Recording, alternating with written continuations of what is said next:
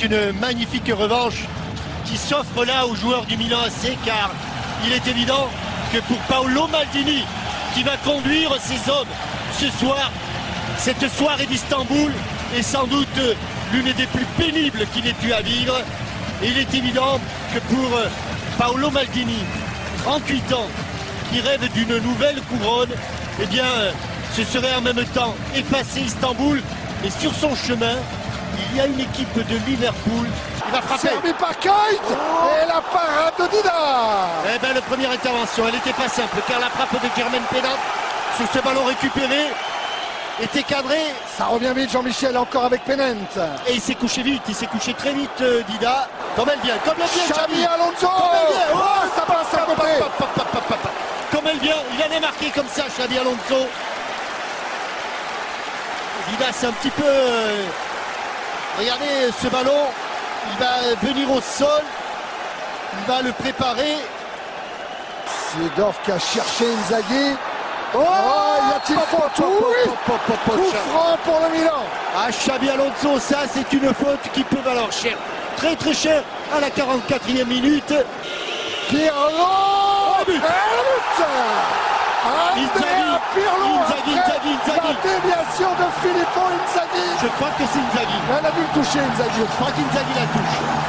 Et la joie des supporters milanais.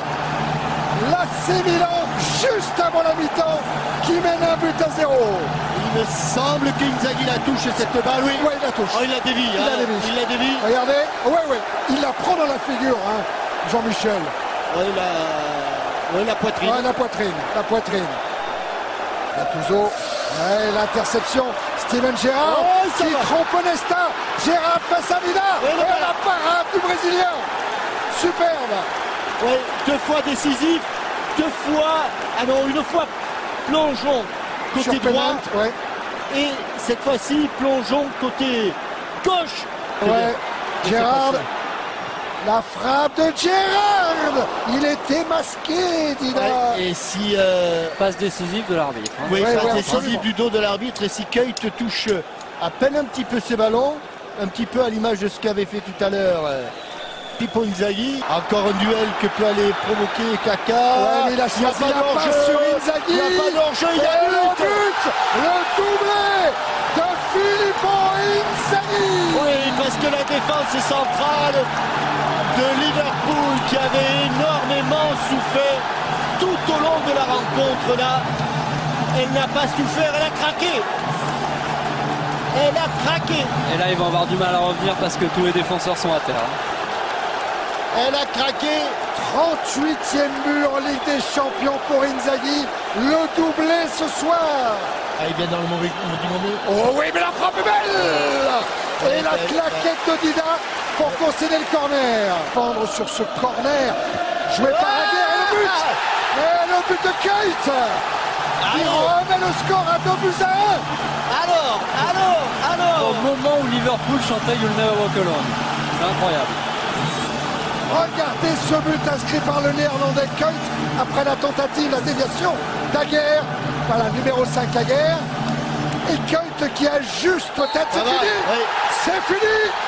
L'AC Milan, vainqueur de la Champions League 2007. La 7e victoire du club italien dans cette compétition. Exploit exceptionnel, la prière de Kaka. La joie autour de Filippo Inzaghi, le grand buteur de la soirée. La joie autour de Dida aussi, décisif.